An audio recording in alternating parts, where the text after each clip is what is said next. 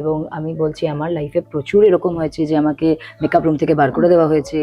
কিছু হ্যাঁ মানে খুব বড় একজন সিনিয়র অ্যাক্টর বলেছিল জুনিয়র আর্টিস্টের সাথে আমি শেয়ার করবো না makeup room, although I have done তখন ছবি, মেগা সিরিয়াল করে ফেলেছি, মানে ছবি করে ফেলেছি, বিগ স্ক্রিনে করে ফেলেছি।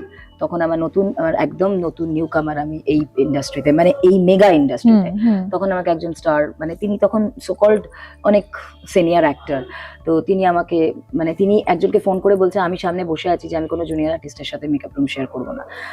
Somebody call me up and বললো শোন না এরকম ব্যাপার। তো আমি ওই ভরতলক্ষ্মী একটা গাছ আছে, সেই গাছের তলায় বসে আমি মেকআপ রুম মানে মেকআপ করেছিলাম।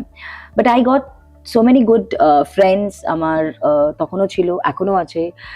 তখনও কিছু ভালো সিনিয়র্স ছিল, এখনো কিছু ভালো সিনিয়র্স আছে যারা আমাকে সবসময় সাপোর্ট দিয়ে গেছে। এবং তখন কিন্তু আমি ওইটা জেদ করে নিয়েছিলাম যে this person will come to me and say that what an actor you are. So it has proved in Behula.